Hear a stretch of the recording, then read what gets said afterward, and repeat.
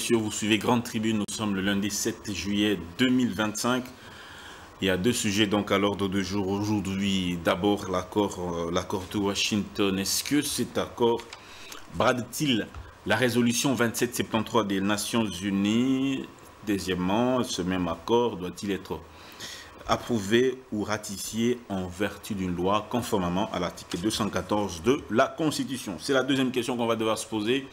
Mais entre-temps, je vais d'abord présenter mes deux invités, et on va donc poursuivre par ordre d'arrivée, comme d'habitude. Maître Éric Bamanaï. Bonjour maître, bienvenue.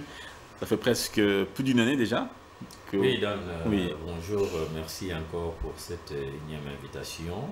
Comme vous venez de le dire tantôt, ça fait au moins plus d'une année que je n'ai pas été présent sur votre plateau. C'est un grand plaisir d'être encore invité. Merci pour cela. Je salue l'équipe qui vous accompagne, l'équipe technique. En passant, je salue aussi le patron de la chaîne qui est Christian Bossembe. Qui me soit permis de saluer aussi mon co-débatteur avec qui j'ose croire que nous aurons un débat citoyen, un débat qui va amener à apporter quelque chose dans les différentes questions que se pose la population congolaise, tant ceux qui se trouvent ici à Kinshasa ou ceux qui sont encore à l'étranger ou ceux de la diaspora. Je pense que nous allons apporter un plus dans notre petite connaissance ou bien dans notre savoir. C'est juste un plus que nous sommes en train d'apporter, tout en rappelant que nous ne détenons pas les monopoles du savoir. Donc nous analysons la situation et nous allons apporter notre pierre. Je salue ici en passant mon épouse, ma fille. Et je n'oublie pas surtout le premier citoyen de la République, qui est le président Félix-Antoine Tshisekedi Tshilombo, que je salue en passant et que j'encourage encore à faire au-delà de ce qu'il a commencé à faire et le félicite pour ce qu'il fait déjà. Merci beaucoup maître Éric Bamanaï. Je salue également maître Armand Lokeka, qui est lui chercheur en droit constitutionnel, avocat, comme maître Bamanaï, tous deux avocats, politiques à la fois. Bienvenue également, maître Armand Lokeka, dans Grande Tribune.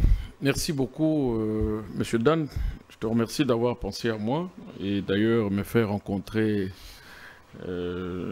chers confrères et qui je compte beaucoup plus sur les échanges que nous aurons à faire sur ce plateau. Je le salue et je salue tous ceux qui sont amoureux de tes émissions aussi, qui nous suivent et qui peuvent donner leurs commentaires, comme nous le disons, que nous venons réfléchir, nous venons échanger. Nous ne prétendons vraiment pas que tout ce que nous allons dire s'avère inébranlable, mais néanmoins, nous essayons de contribuer tant soit peu sur toute autre réflexion qui pourrait naître en plus, puisque si on ne sera pas critiqué, il n'y aura pas de l'évolution scientifique. Voilà pourquoi nous sommes là, pour creuser sur cet accord et d'autres questions qui vont intéresser l'avenir de la République. Merci beaucoup, maître Armand Lokeka et maître Éric Bamanaï. Le week-end a été secoué par cette lettre ouverte de monsieur Thomas Louaka adressée à la Mineta, ministre des Affaires étrangères, madame Kaikwamba. Dans cette lettre, le ministre, plutôt l'ancien ministre Thomas Louaka a formulé cet constat malheureux. D'abord, il y a ce constat de bradage de la résolution 2773 du Conseil de sécurité des Nations Unies.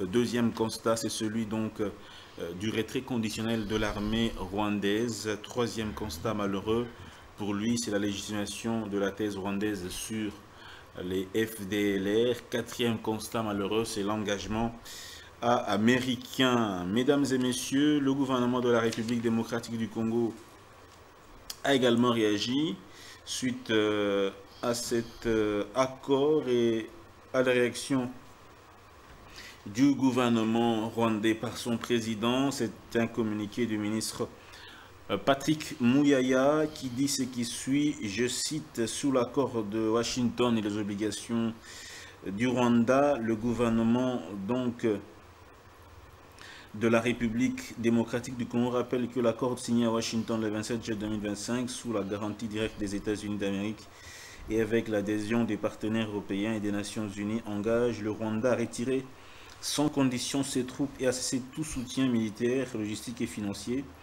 aux groupes armés opérant sous le sol congolais, notamment le M23 et ses ramifications, dans un délai de 90 jours à compter de la signature. La RDC, le Rwanda a coopéré étroitement sous le plan du renseignement afin d'identifier, neutraliser et rapatrier les éléments des FDLR encore actifs dans certains poches isolés conformément au mécanisme DDRRR reconnu par la communauté internationale. Le gouvernement de la RDC réitère solennellement sa pleine disposition à poursuivre la mise en œuvre de cet accord. Donc, le gouvernement congolais rappelle également la résolution 2773 du Conseil de sécurité de l'ONU, adoptée en mars 2024, qui réaffirme la souveraineté et l'intégrité territoriale de la RDC, exige la cessation immédiate de tout soutien extérieur aux groupes armés. Le gouvernement congolais dénonce l'hypocrisie flagrante du président Kagame face à la réalité du terrain en 2025. On va se limiter là. On vous en aura les détails certainement au cours de nos éditions d'information sur Congo Buzz Télévision. On va donc, comme on l'a dit, réfléchir sur cette résolution 2773 et sous le constat malheureux que beaucoup de Congolais, certains Congolais se font de cet accord. On va d'abord, je donne la parole à Maître Éric Bamanaï. On va commencer avec lui, Maître. Je vous donne donc combien de minutes déjà? Je vous donne 6 minutes. Je vous donne 7 minutes pour donner votre point de vue par rapport à tout ce qu'il y a comme critique lié à cet accord. D'abord, la résolution 2773. Est-ce que cet accord vient annuler la résolution 2773 des Nations Unies? Merci beaucoup, Dan. Oui. Je voulais ici d'entrée de jeu rappeler que lorsque vous avez affaire à un tyrannosaure, ce que les gens appellent généralement tyran, Oui. qui est l'équivalent d'un dictateur, cette personne a une façon de réfléchir et de voir les choses de la manière qui lui est propre. Ce qui compte pour lui, c'est son avis. Donc, ses décisions et ses paroles doivent être considérées comme une parole d'évangile. Aujourd'hui, la RDC fait partie de ce qu'on appelle membre de la communauté internationale. Membre de l'ONU. Oui. Vous comprenez? Donc, en tant que tel, la RDC est appelée à respecter certaines décisions qui sont des accords. Vous comprenez? Et traiter, qu'il aille à ratifier, qu'il aille à adhérer, qui ont force de loi, qui ont force de loi supérieure aux lois même de la nation. Et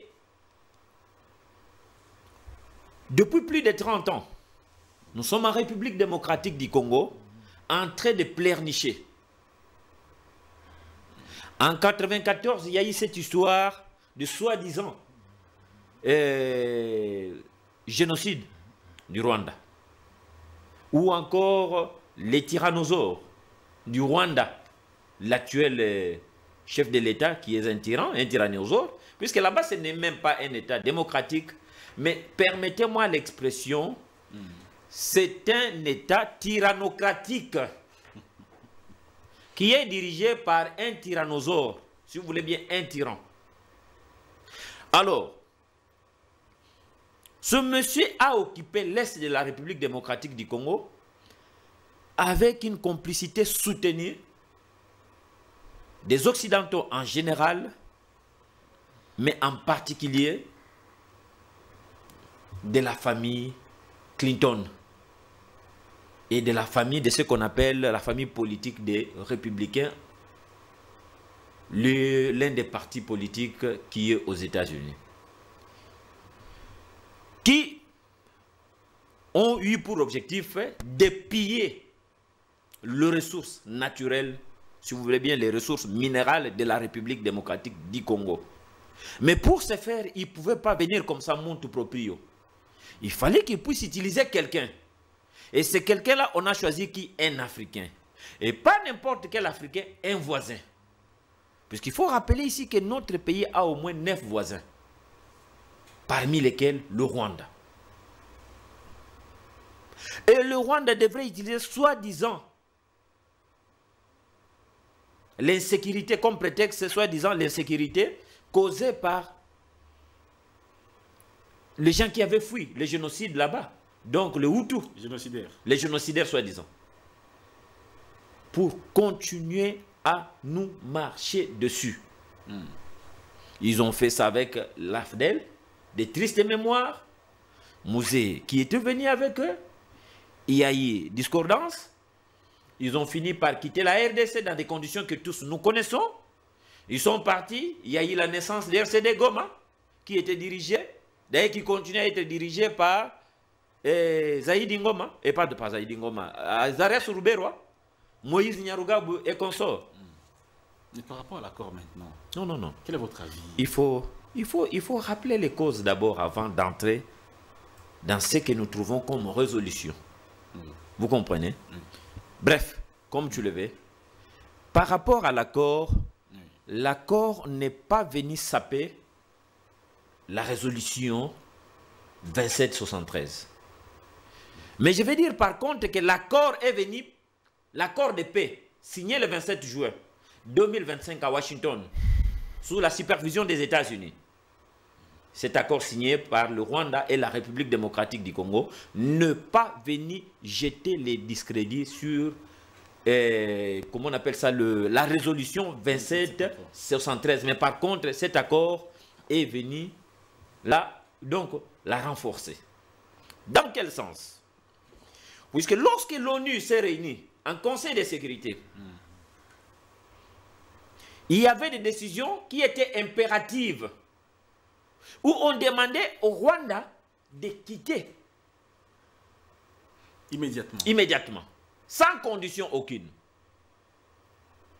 Mais le Rwanda, comme dans ses habitudes, a continué à faire ce qu'on appelle sourd d'oreille.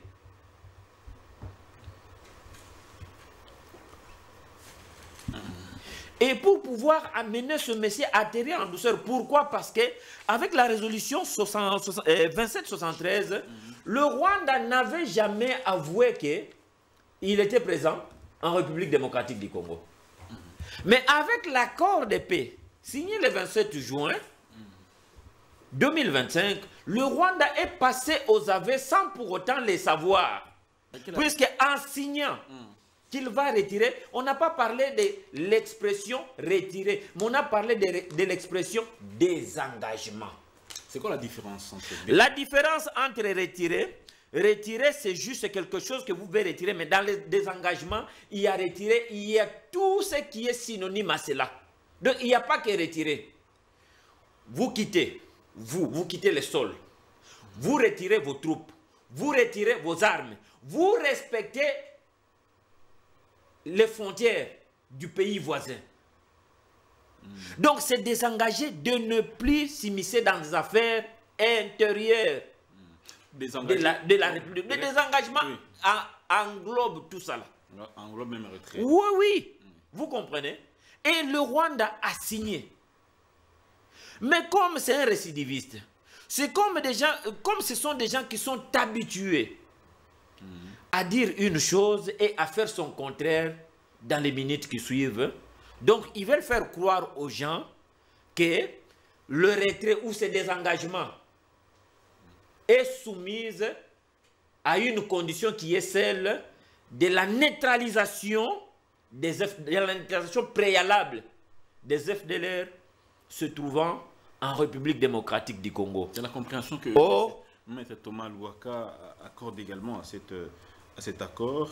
Le retrait des FDLR, des troupes rwandaises, le retrait n'est plus impératif, il est plutôt, on va le dire, conditionné par la neutralisation des FDLR. Est-ce que ce n'est pas le cas? Merci beaucoup. Je pense que j'avais déjà répondu à la première occupation de Thomas Louaka en parlant de bradage. J'ai déjà répondu. En ce qui concerne ces retraits ici, je voulais dire, lorsque vous lisez cet accord, à la fin, on vous dit, ça entre en vigueur à la date de sa signature.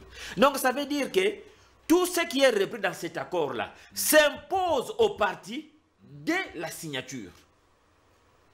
Et si cet accord, comme le dit Thomas Louaka dans sa déclaration, bien dans sa lettre, profiter au Rwanda, je pense que tout ce qu'on appelle ces balais médiatiques que vous avez vu Kagame en train de faire n'allait pas avoir lieu. Puisque Kagame et Kabila qui étaient, comment on appelle ça, Kabila, je peux encore l'appeler comme ça, c'était les gouverneurs généraux. Vous savez, sous la colonisation, il y avait Léopold II qui était le roi, et il y avait un gouverneur général qui habitait ici. Vous comprenez? Celui-là, il gérait, mais il rendait compte. Il ne pouvait pas prendre de décision sans qu'il y ait l'autorisation du roi.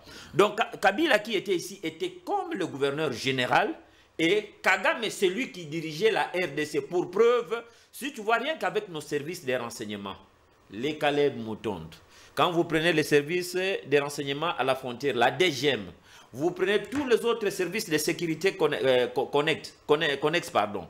Ils étaient obligés chaque semaine, 1 ou 2 fois, de se rendre à Kigali parce qu'ils devraient aller d'abord, premièrement, faire les rapports et 2, recevoir de nouvelles instructions. Chaque semaine. Chaque semaine. Donc, s'ils ne pouvaient pas le faire chaque semaine, 1 fois ou 2 fois, ils le faisaient au moins 2 fois le mois. Et ici, je ne viens pas inventer des choses, mais je vous parle de choses qui sont vraies. Parce que si vous lisez les accords de 2009 et de 2012, signés d'une part avec le ministre des Affaires étrangères et coopération internationale de l'époque sous le régime Kabila, Raymond Chibandantunga Mulongo, et de l'autre, l'ancien ministre de la Défense, Atta Matabe.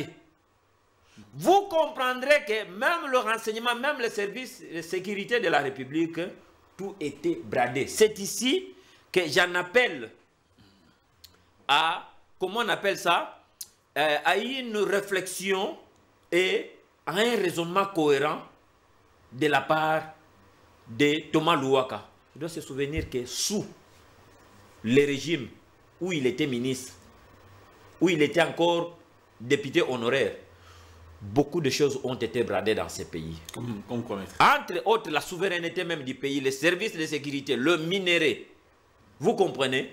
Même tout ce qui concerne le bien-être des Congolais, je peux vous dire, puisqu'à l'époque, vivre à l'est de la République et parler mal du Rwandais, ça coûtait la vie aux Congolais qui habitaient dans ce pays. Merci beaucoup. Et aujourd'hui, Thomas Louaka est en train de reprendre mot à mot ce que la majorité des kabylistes nous disent tout au long de la journée, entre autres,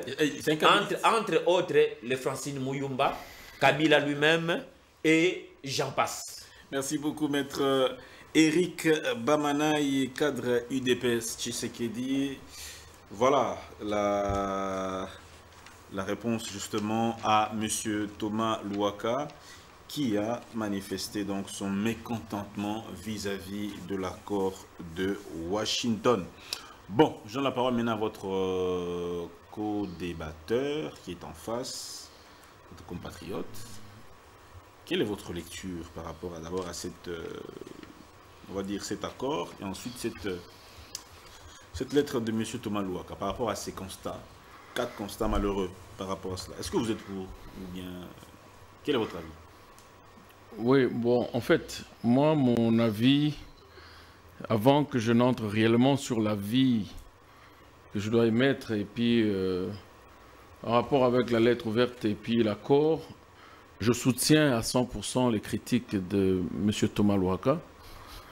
À 100%, il a à raison. 100%. Oui, je soutiens à 100% ces critiques, qui sont d'ailleurs profitables pour le gouvernement. Si le gouvernement veut être distrait de ce critique, automatiquement, nous considérerons que cet accord est un empoisonnement tardif pour la République. Pour autant, que quand nous parlons de la résolution 2773, qui, quand vous lisez les résolutions jusqu'au bout, la question majeure qui avait été centralisée dans les résolutions, c'est la question d'abord de situer, de parler de l'M23 et du soutien du Rwanda. Dans la résolution 2773, on n'a pas parlé du concept agression. On n'a pas parlé du concept agression. Les résolutions sont là. On parle, on condamne et on appelle le retrait immédiat de l'M23 et condamne le soutien du Rwanda au M23. Par conséquent, nous sommes diamétralement opposés sur le concept que distille le pouvoir et ses communicateurs. Il y a des engagements qui est inconscient. Je veux y arriver, je veux y arriver, je veux y arriver. Je voudrais te démontrer comment nous sommes dans l'option de soutenir cette lettre ouverte et c'est ça, en fait, la vérité scientifique, non simplement politique. Parce que s'il faut qu'on y aille dans la vérité politique, on doit cacher beaucoup de réalités au peuple. Le peuple n'a pas besoin que même sur un accord qui doit être élu par nos enfants qui sont à l'école primaire, nous puissions leur cacher une vérité qui est dedans. Et cette résolution a donné une piste. Ce sont des résolutions du 21 février 2025 ici, qui avaient donné une piste à la communauté des États d'Afrique de l'Est, à la SADC, à l'Union africaine, de mener des démarches pour la stabilité de la RDC. Ce qui avait été fait. Vous avez des résolutions sorties de la SADC, de l'EAC et de l'Union africaine. Qu'est-ce que ces résolutions ont pondu? D'appeler la RDC au dialogue, aux échanges inclusifs. Et en plus, à échanger avec le Rwanda, dont il y avait des responsables africains, de champions sur l'établissement de paix dans la région, entre autres le président de l'Angola, qui a pris le relève, qui ne le connaît pas. Et qu'est-ce que nous avons pondu, même dans nos rencontres? Aucune de nos rencontres, ni document, même quand vous lisez sur les annexes de cet accord appelé accord de paix, vous trouverez de bout en bout. Je peux même faire profiter à la population, et d'ailleurs à cher confrère qui est en face de moi, le préambule de cet accord, s'il l'avait déjà lu. Dans le préambule de cet accord, nulle part, l'on a parlé d'une considération d'agression. Il n'y a pas d'agression. Non, non, nulle part. Nulle part. Mais on parle quand même du désengagement des forces. Je veux y arriver. Ils ont défini les concepts. Ils ont défini les concepts dans l'accord. Il ne faudrait pas qu'on puisse définir les concepts de désengagement selon l'entendement de littéraire. Nous devons les définir selon l'entendement de contractants. Qu'est-ce qu'eux entendent par désengagement ou lever de mesures défensives? Puisque quand ils mettent désengagement, lever des mesures défensives pour le Rwanda. Je veux le lire. Allez-y. Le préambule, le gouvernement de la République du Congo, RDC et le gouvernement de la République du Rwanda, si après dénommé parti. Nous aurions, nous, au préalable, entendre que la RDC se présente comme État victime de l'agression. Ce qui nous ferait plaisir, puisque le concept qu'on a fait avaler au peuple, c'est le concept agression, et que nous sommes victimes de quoi? D'une agression du Rwanda. Donc ce n'est pas le cas. Ce n'est pas le cas dans cet accord. Dans cet accord, ce sont les parties contractantes qui voudraient chacun ou chacune de parties réclamer certains droits, lesquels droits sont étayés ici. Je commence reconnaissant, réaffirmant l'engagement mutuel de respecter les déclarations de principe du 25. Les déclarations sont là. Lisez les déclarations de principe. Si nous allons y arriver, je vais vous le lire. Je l'ai avec moi. Reconnaissant la nécessité des résolutions politiques négociées plutôt qu'une solution militaire aux différents partis. Reconnaissant les termes de l'acte conçu de l'Union africaine. Il y en a. La résolution 2773. D'abord, je voudrais dire au peuple congolais, les résolutions 2773 a 3 points essentiels. Le retrait immédiat de M23, condamnation du soutien du Rwanda à AFC M23 et l'appel à la neutralisation des FDLR. La résolution 2773 a parlé de la condamnation du soutien qu'apporte le Rwanda à M23 et des deux, il appelle aussi à la neutralisation. Et dans la neutralisation, il appelle que les deux États se mettent ensemble pour neutraliser. Le concept neutraliser, le pouvoir doit nous dire qu'est-ce qu'il entend par neutraliser le FDLR. Il y a une contradiction entre l'accord de Washington et la réalisation 1773. Oui, mais il y a une contradiction. À quel niveau? Puisque les 3 points que je viens de vous citer tout à l'heure là ne sont pas dans l'accord de Washington, ne sont pas repris dans l'accord de Washington. Pourquoi? L'accord parle du retrait. S'il vous plaît, il ne faut pas que vous fassiez parler à l'accord autre chose. Le premier point, intégration et intégrité territoriale et interdiction des hostilités. Oui. C'est-à-dire, on sous-attend qu'entre la RDC et le Rwanda, il y a des hostilités. N'est-ce pas? Et à ce moment, l'M23 et AFC ne sont pas parties prenantes. Entre-temps, dans la résolution 2773, on reconnaît l'existence d'AFC M23. Même dans l'accord. Écoutez, je vais vous dire, mais ici, ce n'est pas le cas. AFC M23 on demande au gouvernement de négocier. Écoutez maintenant. Avec quand l'on parle de... Je vais y arriver sur le point. Le premier, respect de l'intégrité territoriale et tout ça, il n'y a pas de problème. Nous n'avons pas un problème d'intégrité territoriale parce qu'on ne nous a pas encore arraché. Le Rwanda n'a pas encore arraché une partie de notre territoire. C'est l'MC M23 qui occupe maintenant une partie de notre territoire. Or, dans cet accord, il y a une différence entre M23 AFC et le Rwanda. Dans cet accord, il y a une différence. Même dans la résolution 2773, il y a la différence entre l'État rwandais et l'AFC M23. Parce que le premier point, il condamne l'occupation de l'AFC M23 de Goma et de Bukavu. Et deuxième point, il condamne le soutien qu'apporte le Rwanda à l'AFC M23. Merci bien. Donc, je veux aller sur le point... Concluez parce qu'on doit... 5 minutes, je crois. Non, je suis en train sur le désengagement. Concluez. Désengagement, désarmement, intégration des groupes armés non étatiques. Que dit l'accord? Afin de promouvoir une cessation durable des conflits et de réaliser les potentiels économiques de la région, les partis soutiennent les négociations. Les partis soutiennent les négociations en cours entre l'RDC et l'AFC M23. C'est là où ils sont cités. Il n'y a qu'à cet endroit où AFC M23 est cité. Où sont cités. Et les partis, le Rwanda et la RDC, acceptent de soutenir les sorts de Doha. Et il continue en disant, et l'AFC M23 avec la médiation de l'État de Qatar à Doha et les efforts visant à désarmer et à démobiliser les groupes de armées non étatiques. Ça veut dire, est-ce que l'AFC M23 ici dans cet accord, c'est un regroupement non étatique? Non.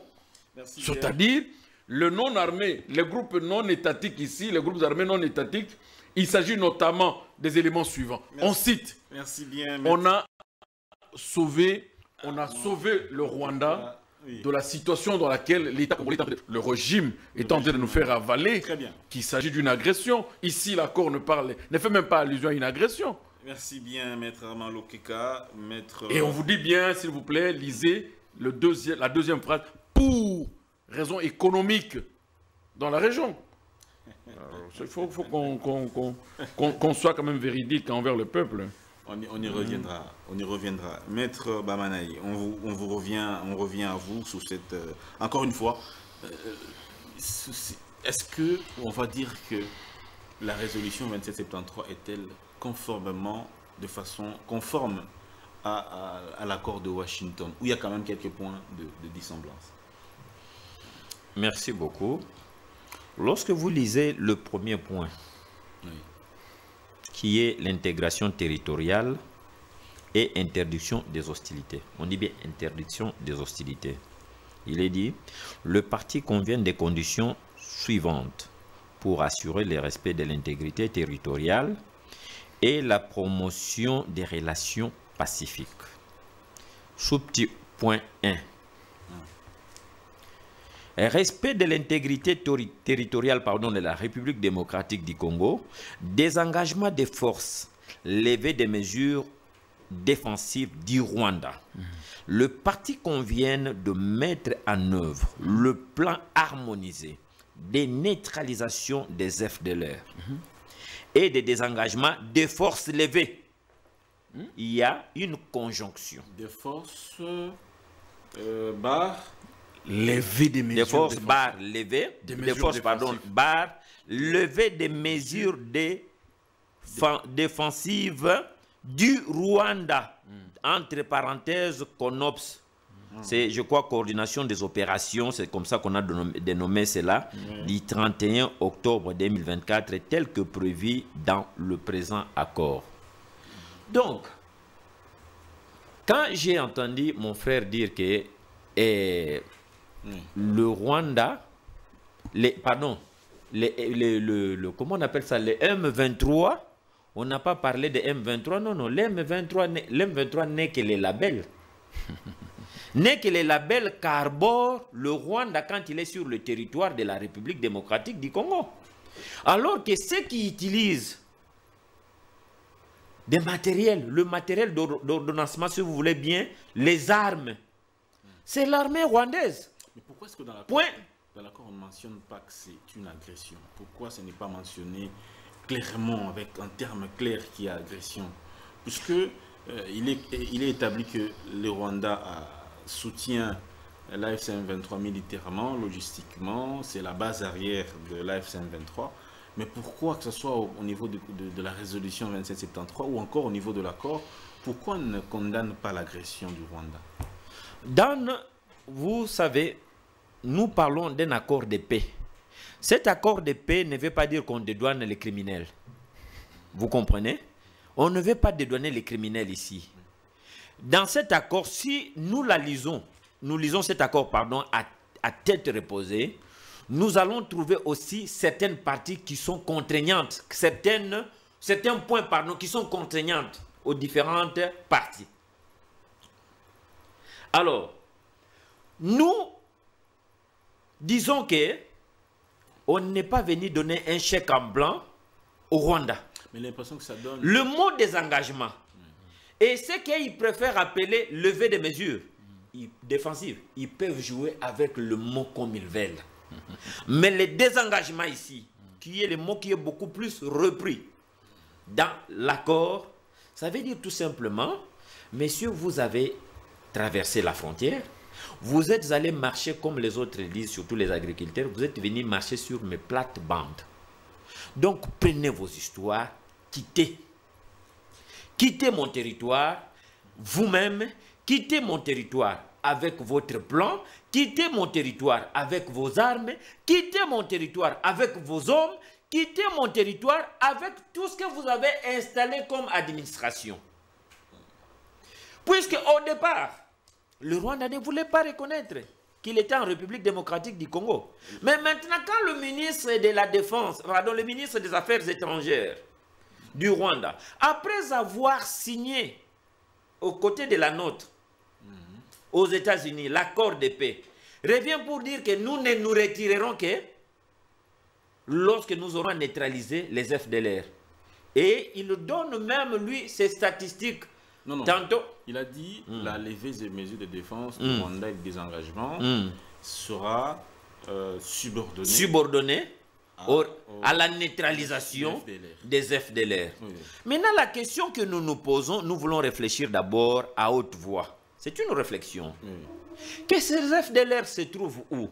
Puisque Kagame a allégué qu'il entrait dans l'Est de la République, plus précisément dans les Grands Kivu, pour neutraliser les FDLR. Aujourd'hui, Kagame, moi je ne parle pas des Nanga. Les Nanga et les Kabila sont des pantins. Vous comprenez? C'est lui qui dicte la politique de cette occupation. C'est le Rwanda. Vous comprenez? Puisque combien de fois les différents rapports, entre autres les rapports mapping et les derniers rapports de l'ONU, a signalé, même quand vous avez suivi une chaîne des États-Unis, les CNBC, ils ont dit noir sur blanc, avec même des images à l'appui, que l'armée rwandaise est présente en République démocratique du Congo, plus précisément dans sa partie orientale. Et lorsqu'on tue, on trouve même, qu'est-ce que les Rwandais font? Lorsqu'ils ont beaucoup de victimes, la première des choses qu'il faut faire, il faut effacer les tableaux, retirer le corps. Si on n'en a pas la possibilité, on retire tous les insignes ou bien tous les éléments qui peuvent encore confirmer la présence de l'armée rwandaise sous le sol congolais. Alors, qu'on vienne nous parler de cette histoire de se retirer, ou encore, je ne sais pas, de ce qu'on appelle mesures défensives, la levée des mesures défensives, moi je reviens sur le seul concept qui parle de désengagement. Et le désengagement, c'est un tout dans tout. Ça englobe et la levée des mesures, et les retraits et tout. On demande au Rwanda de quitter et de respecter l'intégrité territoriale de la République démocratique du Congo. Et un autre élément que je peux ajouter ici, comme venait de le dire tantôt mon co-débatteur, et comme l'a dit aussi Thomas Louaka dans sa lettre, cet accord, si cela profitait réellement au Rwanda, vous n'allez pas assister à tous ces points de presse que Kagame est en train de faire. Pourquoi? Parce que dans le modus operandi de Kagame, lorsqu'il est en position de force, il ne parle pas. Mais lorsque vous voyez Kagame commencer à parler, à réunir la presse, Kabila sortir, faire des déclarations par-ci, par-là, c'est que là, ils sont en perte de vitesse. Puisque, et souvent, c'est des gens qui agissent. Ils ne réagissent pas, ils agissent directement. Mais lorsqu'ils sont en perte de vitesse, là, vous avez suivi. D'ailleurs, il y a un responsable de, je ne sais pas, 2000 FDLR, qui a écrit à la Maison Blanche, demandant, je lis sur les réseaux sociaux, je prends ça avec des pincettes, c'est vrai, c'est faux, mais je lu. Qui demande à ce qu'ils sont au nombre de 2000, donc le résidu, le nombre résiduel qui est resté, demande aux États-Unis de les aider à aller faire les dialogues inter-rwandais, à convaincre Kagame. Si cette lettre-là est effectivement vraie, ça veut dire que ce n'est plus un prétexte. Ces FDLR existent bel et bien. Si la lettre-là, elle est vraiment elle est réelle, mais si elle est fausse, donc les FDLR n'existent pratiquement plus. Est-ce que les FDLR existent réellement, Maître Bamanaï? Que les FDLR existent ou pas, est-ce que cela, ça devrait donner une raison à Kagame de traverser la frontière et venir envahir un État souverain sous prétexte qu'il était en train de poursuivre les FDLR? Et depuis que Kagame est là, lui et compagnie, lui avec tous ces pantins qu'il a créés ici, donc les RDF sous les labels du M23 en République démocratique du Congo et l'AFC, depuis qu'ils sont là, ils ont occupé des vastes territoires de la République démocratique du Congo, plus précisément dans sa partie orientale. Combien des FDLR ont-ils déjà arrêtés? Combien des FDLR ont-ils déjà tués? Combien de foyers des FDLR ont-ils déjà neutralisés? C'est devenu comment une sorte de prétexte. Sachez bien que lorsqu'un texte est sorti de son contexte, ça devient un prétexte.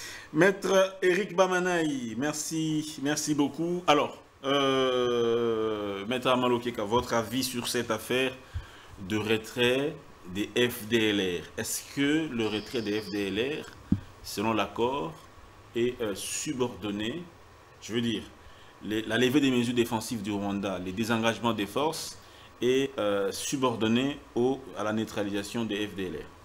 Est-ce que cela est la bonne compréhension, selon vous? Oui, moi je m'aimerais... Si c'était Maître Eric qu'on avait envoyé à la lecture et à la signature de cet accord, il ne le signerait pas. Puisque à l'entendre parler, je sens à Maître Eric des questions préalables de stratégie sur la gestion de l'État. Parce que déjà la première des choses, c'est savoir quel est le droit que je réclame dans l'accord. Et quel est le fondamental, ce que je viens chercher, c'est quoi? Si c'est la pacification, face à qui je dois pacifier? Quel est son apport? Quelle est sa situation par rapport à la paix que je cherche? Et des deux, si lui me pose aussi que non, je voudrais ta femme, et ma femme que je veux lui donner, c'est la 40e, la première ou la deuxième, il doit situer réellement laquelle femme voudrait-il. Mais aujourd'hui, le maître pose la question en disant, nous n'avons pas l'FDLR au Congo. Je l'ai entendu douter même où serait ce FDLR qui est un prétexte pour le Rwanda. Mais quand on signe un accord avec un autre État, et le Congo accepte faire fonder ça dans un accord de paix, c'est-à-dire un prétexte dans un accord de paix, qui gagne? C'est le prétextant. Mais s'il vous plaît, qui gagne maintenant? C'est le prétextant, puisqu'il vous dit, je sais que chez vous, vous avez mes ennemis. Sans que la dame ne nous dise, nous aujourd'hui, nous lui posons cette question jusqu'à preuve du contraire. Dans quel village se trouverait l'FDLR. Puisque si c'était un prétexte, le prétextant a gagné. Pourquoi? Maître, vous venez de lire le premier I du premier point. Respect de l'intégrité territoriale de la République du Congo. 2 points. Désengagement des forces, lever des mesures défensives, pas par le Rwanda, mais du Rwanda. C'est-à-dire, la personne qui avait été interdite dans des mesures défensives, c'est le Rwanda. Donc, il faut maintenant lever ces mesures afin que lui obtienne ces mesures de défense contre l'FDLR. C'est ça que cela veut dire. Non. C'est ça que cela veut dire. Ouais, ça, c'est vraiment je veux y arriver. C'est ça que cela veut dire. Puisque le 31 octobre 2024, il y a eu des mesures qui ont été signées pour interdire tout prétexte de défense du Rwanda contre l'FDLR en RDC. Et le Rwanda dit, vous devez lever ces mesures-là. Pour que moi, je me sente en sécurité. Pourquoi? Puisque quand il faut sécuriser la RDC, pourquoi n'a-t-on pas cité l'M23 dans ces paragraphes? Ce paragraphe, on développe en disant les partis conviennent de mettre en œuvre le plan harmonisé de neutralisation des FDLR, s'il vous plaît, dans un territoire du Congo, pour le respect de son intégrité territoriale, mais ce n'est pas l'AFC M23 dont il faut neutraliser, dont il faut chasser, dont il faut, je ne sais pas, désarmer, mais on vous dit, dans le respect de l'intégrité territoriale de la RDC, le parti convient de créer une harmonisation de neutralisation. De quoi? D'FDLR. Dans quel territoire? Non, je veux y aller pour vous montrer que le prétextant a gagné. Et pour son territoire aussi, le deuxième 2I, on dit respect de l'intégrité territoriale de la République du Rwanda. Neutralisation d'FDLR. Pour le Rwanda aussi, neutralisation de quoi? D'FDLR. Chez nous, on va neutraliser quoi? Chez nous, on va désarmer quoi? Ce paragraphe n'a même pas fait allusion à FCM 23. Mais on parle de la neutralisation de FDLR. Dans l'intégrité territoriale du Rwanda encore, nous devons aider le Rwanda. Écoutez ce que se dit sur le Rwanda.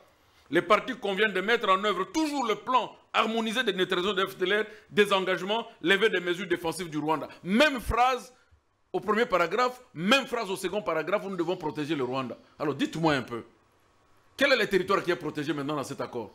C'est le territoire de la RDC, où nous avons protégé le territoire rwandais, s'agissant même de notre propre territoire. Quelle est la protection que nous avons obtenue dans cet accord? Je vais dans le concept des engagements. Selon l'accord. Oui. Dans son point 2, on a défini le troisième désengagement. Il dit d'une manière séquencée et coordonnée avec les désengagements de force. Et comme le disposeront d'autres accords à venir, le parti appuie le désengagement, le désarmement et l'intégration des groupes armés non étatiques prévus par d'autres accords ou processus et par le processus de désarmement, de mobilisation et de réintégration communautaire et de stabilisation, ainsi que le mécanisme conjoint de coordination de la sécurité conformément à la section 3 du présent accord. Que dit la section 3? Donc, vous trouverez que nous sommes emballés le mécanisme conjoint de coordination de la sécurité. Je veux simplement sur... voilà. Le point dit la fin irréversible et vérifiable du soutien de l'État au FDLR et aux groupes armés associés. Et l'interdiction totale de tout soutien matériel, logistique, financier et autres. Qu'est-ce que nous appelons groupes armés associés? Ça veut dire quoi? C'est l'M23? L'M23 s'appelle groupes armés associés? Tandis que la partie prenante, qui est le Rwanda, vous dit que non, nous allons mener une opération pour désarmer. Je vous parle par exemple de Maïmaï et de Ouazalendo. Ce sont des groupes armés non étatiques. Ce sont des groupes armés non étatiques qui viennent en soutien de l'armée nationale. Il faut le désarmer. Mais quel est le groupe du Rwanda qui doit être désarmé au Congo? Il n'est pas nommé. Maître... Donc on vous dit, en tout état de cause, on vous dit même plus loin, le Rwanda vous dit que on peut soutenir. Regardez une histoire qui m'a vraiment gêné. J'espère sur le cas d'intégration économique. Non. Intégration bilatérale, intégration régionale, surveillance économique, mise en œuvre. On dit on peut, le comité de surveillance, on peut intégrer et soutenir un groupe armé entre les partis s'il y a une nécessité. On dit, intégration conditionnelle dans les forces. Voilà, je prends même le point ici. L'intégration, parce qu'il y a réinsertion et intégration. Écoutez, intégration. Au cas par cas. Oui. L'intégration conditionnelle dans les forces de sécurité. Merci. Toute réintégration éventuelle des combattants dans les forces armées de la République du Congo et la police nationale congolaise s'effectue de manière rigoureuse. Mais où est-ce qu'on va intégrer dans les forces armées du Rwanda? Dans les forces armées du Rwanda, il n'y a que la neutralisation des FDLR. On ne va rien intégrer chez eux. Mais chez nous, nous allons réintégrer de façon rigoureuse et individualisée. Ça veut dire quoi? Au cas par cas. Ça veut dire quoi? Ils seront en rang, chacun avec son dossier. C'est ce que ça veut dire. Merci bien. Qu'est-ce que nous avons résolu comme problème? Merci bien, Maître Armand Keka. On va prendre le dernier Donc, tour de table. automatiquement, moi, je suis content de l'analyse de Maître Eric, qui, du reste, semble réveiller un peu le faible débat qui était engagé par la signateur elle-même, qui n'a pas pu s'en sortir. Vous ne vous contredisez pas. Non, parce qu'il a présenté des options qui, du reste, si c'était lui, il ne signerait pas. Mais malheureusement, même la dame et son gouvernement, ils n'ont pas pu s'en sortir dans le débat sur les échanges dans cette matière. Mais au moins, il se bat pour expliquer aux gens, voilà, il y a des engagements, qui ne dit pas ce qu'il a dit. Merci mais bien. Le contrat ici nous parle d'autre chose. Merci bien, Maître Armand Keka. On apprend que certains Congolais sont en train de s'engager pour faire du chef de l'État, Félix Tshisekedi, un héros national, pour avoir mis fin à la guerre dans l'Est de la République. Pour avoir mis fin ou envisage mettre fin. Il faut organiser la phrase comme il faut. Il envisage mettre fin. Ils disent qu'il a mis fin à la guerre grâce à la signature de cet accord. La guerre est déjà totalement finie. Tout ce qui reste, ce sont des formalités d'application. La guerre, en réalité, a déjà totalement pris fin. Maître Eric Bamanaï, je suis en train de voir dans quelle mesure prendre la deuxième thématique sur l'approche liée du fait que cette loi devra ou pas être approuvée ou ratifiée par le Parlement. Je dois le voir, c'est un débat un peu académique, houleux, mais bon, on va le prendre certainement très incessamment. Mais Maître Bamanaï, terminons, dernier tour de table avec vous, 7 minutes, 7 dernières minutes. Alors, dites-nous, Maître, est-ce que cet accord, la République démocratique du Congo, du point de vue minier, du point de vue ressources naturelles, quand on parle de cogestion dans cet accord, cogestion des ressources naturelles, minières, ainsi de suite, cet aspect-là a créé la polémique pour beaucoup. C'est le bradage des ressources naturelles également. Merci beaucoup, Dan. Oui. Je vais vous dire que lorsque on veut parler d'abord de ce qu'on appelle les aires protégées, l'environnement, vous savez que nous avons ce qu'on appelle les parcs de Virunga. Le parc de Virunga a des ramifications sur le Rwanda et sur la République démocratique du Congo. Je parle parce que vous savez que pendant un moment, j'ai travaillé avec l'actuel directeur général de l'ICCN, Institut congolais pour la conservation de la nature, et que j'ai été plusieurs fois en mission sur le lieu, donc dans nos aires protégées et tout ça là. Donc, j'en sais quelque chose. Et quand je dis le parc est à cheval, n'est pas seulement à cheval entre la RDC et le Rwanda, mais aussi sur l'Ouganda, avec l'Ouganda aussi. Vous comprenez? Donc, nous avons des gorilles des montagnes qui, par moments, peuvent se déplacer et aller du côté Rwanda, mais qui peuvent aussi revenir, puisque généralement, ils sont localisables en grande partie chez nous. Là, on parle des ressources naturelles. Quand vous allez sur les lacs Kivu, vous avez le pétrole, vous avez les gaz, mais que le Rwanda, avec Total français, on commençait déjà à exploiter. Mais nous empêchant, sous l'ère Kabila, nous empêchant ainsi de commencer à exploiter.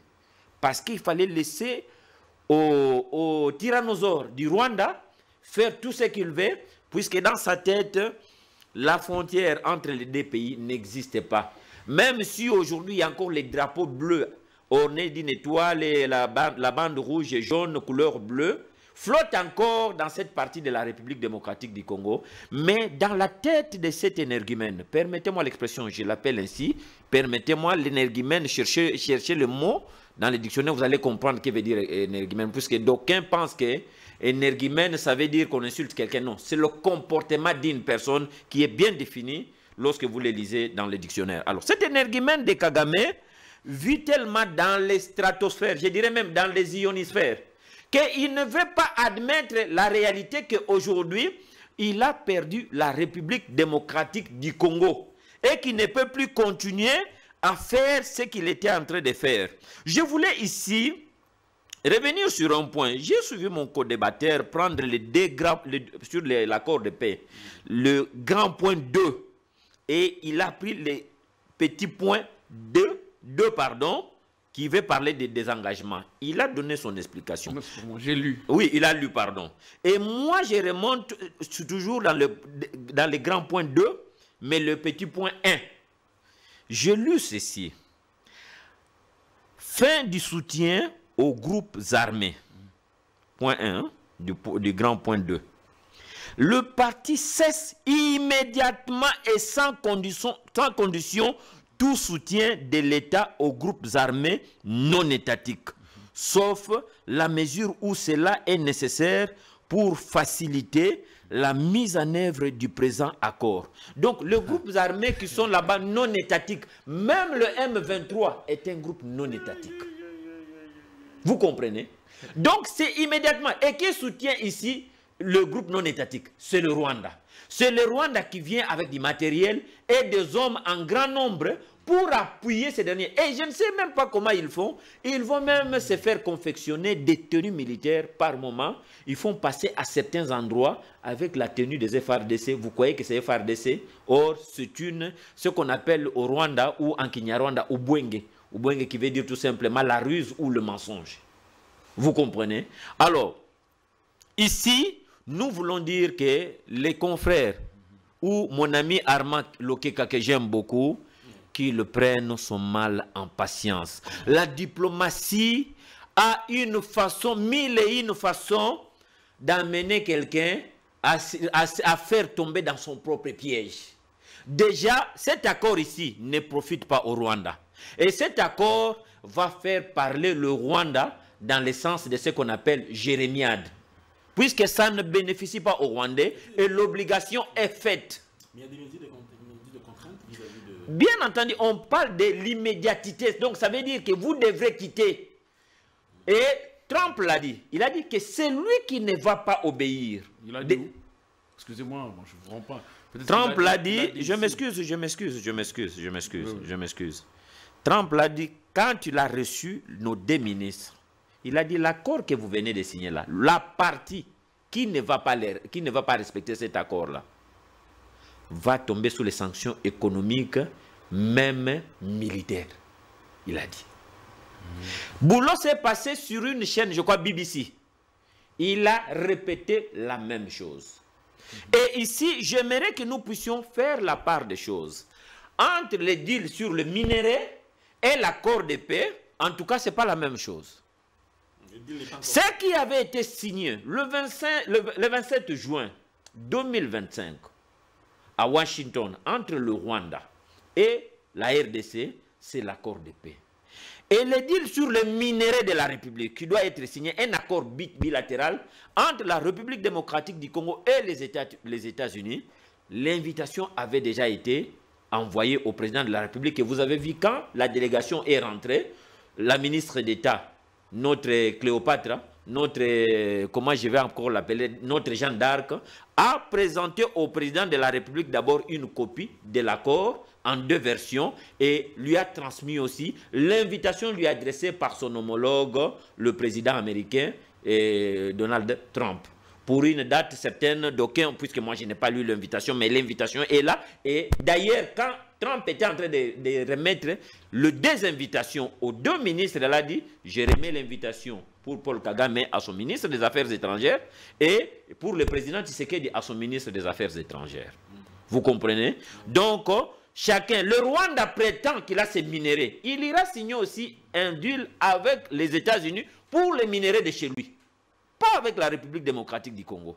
On retient que l'accord est plutôt bénéfique pour la RDC et que dans les 2-3 mois qui suivent, le M23 va se retirer et le Rwanda tout également. La paix sera totale et de retour. Tout à fait, parce que si le Rwanda ne respecte pas cela, on va les contraindre. Pas les États-Unis. Par les États-Unis, bien entendu. Puisqu'ils n'ont pas mâché le mot, ils ont dit qu'ils le feront. Puisque c'est nous, Rwanda est chez nous. Nous ne sommes pas au Rwanda. Ça, c'est la première des choses. Deuxièmement, les FDLR qui prétendent ou qui prétextent créent l'insécurité. Les FDLR n'ont jamais traversé pour aller créer l'insécurité au Rwanda. Ces FDLR-là se trouvent chez nous ici. Et la majorité des FDLR, depuis 1994, ont vieilli. Et l'actuelle génération, c'est même prononcé pour d'autres choses. Ils ne sont pas dans ces activités-là. Je crois que tu m'avais posé aussi une autre question. Tu m'avais dit qu'il fallait changer de sujet. Je ne sais pas si je peux aborder déjà ces sujets-là et répondre directement en ce qui concerne l'accord devant le Parlement. Oui. Je ne sais pas si je peux répondre. Oui, un petit mot, je vais vous dire. Je préfère vous prendre seulement l'article 213 de la Constitution. Oui. Qui dit ceci. D'abord, le titre 5, et le titre, 6 qui parle, 5, que je dis moi. Bon, le titre 6, voilà, le titre 6, qui parle des traités et accords internationaux. Article 213 dit ceci. Le président de la République négocie, je dis bien, le président de la République négocie et ratifie les traités et accords internationaux. Ça, c'est la responsabilité du président de la République. Maintenant, en ce qui concerne le gouvernement conclut les accords internationaux non soumis à la ratification.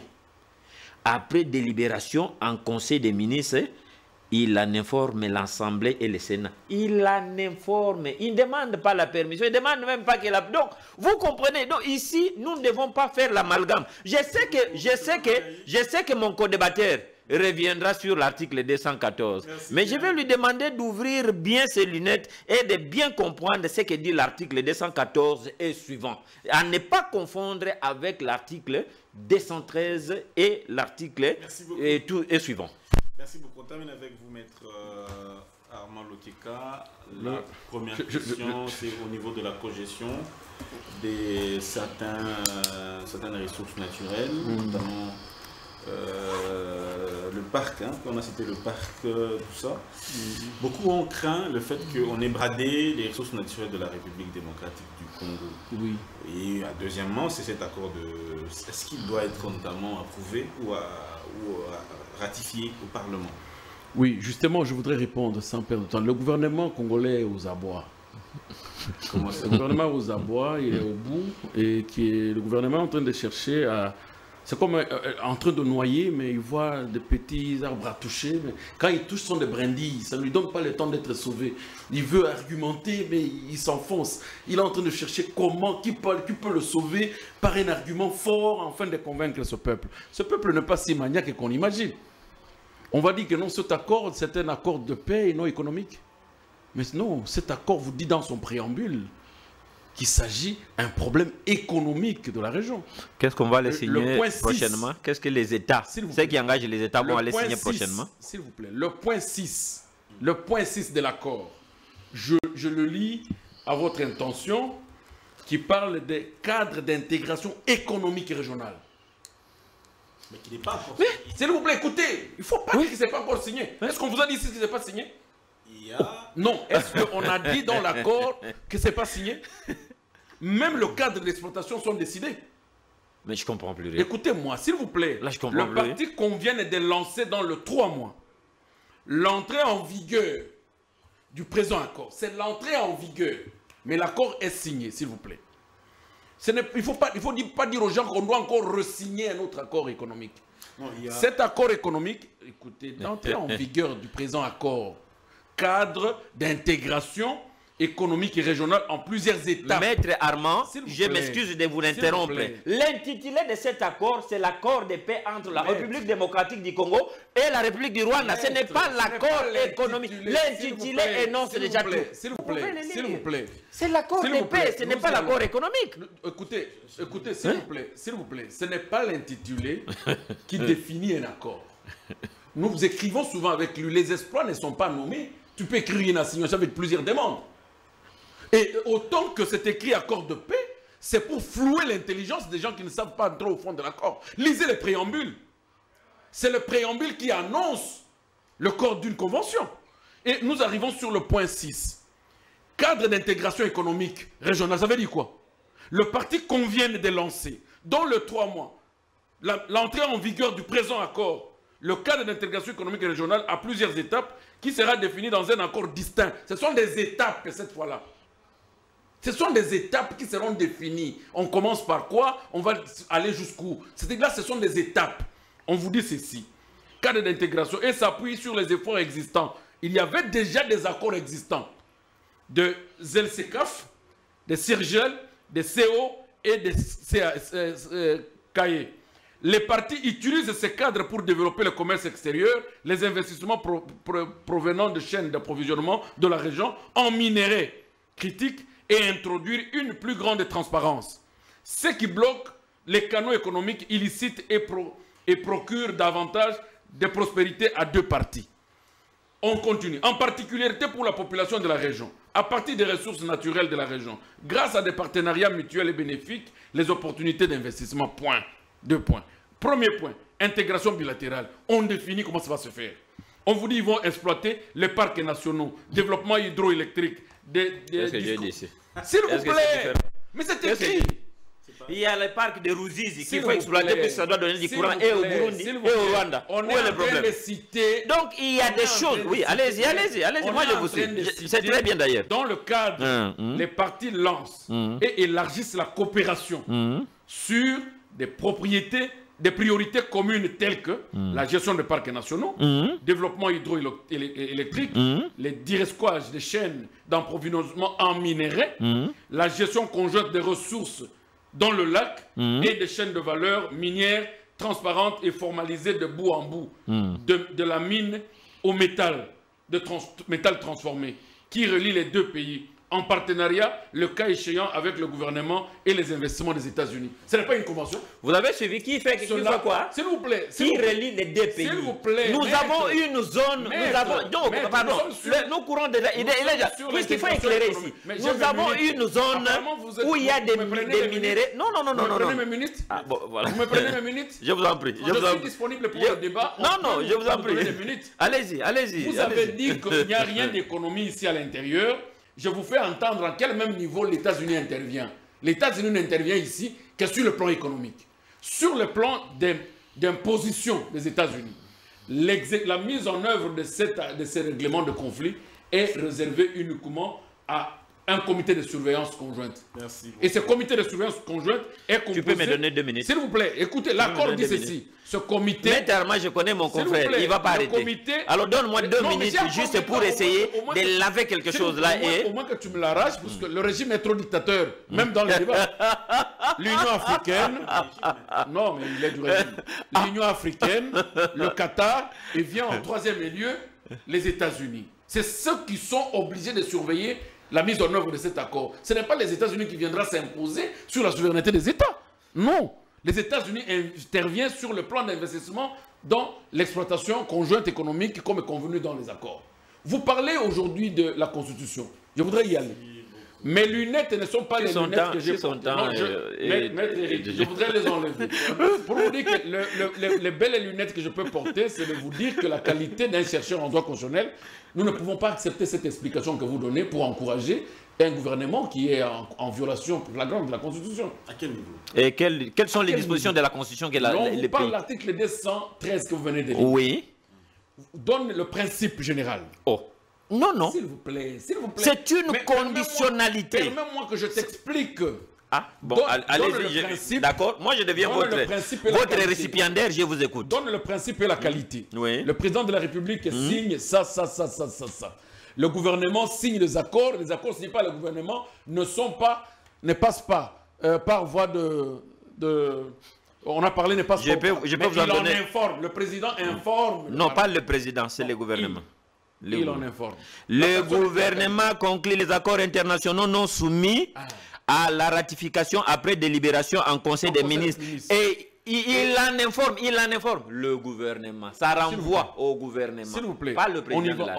On y va. Et l'article 214. Voilà, il voulait préparer la psychologie des faibles en disant que nous allons l'évoquer. C'est là où on est allé parler de la typologie des accords et traités. Quels sont les types d'accords? Est-ce qu'il faut nécessairement une loi? Oui, mais pour ce cas échéant, il vous a dit que ça s'appelle accord de paix. Mais lisez l'article 214, commence par quoi? Lisez-nous, maître. Vous avez préparé les faibles à ne pas nous comprendre. Mais je sais que les intelligents vont nous comprendre. On commence par quoi? Des accords des traités de paix. Allez-y, réalisez-nous. Moi, je n'ai pas la Constitution avec moi. Si vous pouvez nous faciliter la lecture, simplement. La lecture, simplement. Maître Armand, moi, je n'aimerais pas qu'on fasse une lecture sélective. Non, maître. À chacun sa responsabilité. Non, vous comprenez? Donc, ici, globalement, chacun a une responsabilité. Donc, ne nous amenez pas sur cette diversion de l'article 214. Oui? 214 donne la typologie des accords et traités. Les traités de paix, traités de commerce, traités et accords relatifs aux organisations internationales et au règlement des conflits internationaux. Nous sommes dans quel... Continuez.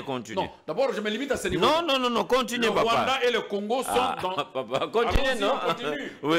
Ceux qui engagent les finances publiques. Oui. Ceux qui modifient les dispositions législatives. Oui. Ceux qui sont relatifs à l'état des personnes. Oui. Ceux qui comportent échange et injonction de territoire ne peuvent être ratifiés ou approuvés qu'en vertu d'une loi. Oui. Alors, maintenant, là, cet accord ici, vous l'avez vous-même appelé, partant de son intitulé, accord de paix.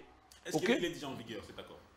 On a entre en vigueur à la date de sa signature. C'est une violation flagrante de la Constitution. Et a une force de loi. Vous comprenez? C'est là où, le gouvernement est aux abois. C'est qu'il signe, il n'y a aucune violation de la Constitution dans tout ça. Là. Mon confrère parle de la violation de la Constitution flagrante d'ailleurs. Il parle de la violation flagrante. Oui. Donne-moi la disposition avec des énoncés clairs. Mais c'est ça. Non, ça c'est un traité d'abord qui traite des conflits internationaux. Quand il y a deux États qui traitent un conflit, c'est quel conflit? C'est un conflit interne. Nous sommes en conflit avec le Rwanda. Donc cet accord ne sera pas soumis à l'approbation de l'Assemblée nationale. Et donc il n'y aura pas de violation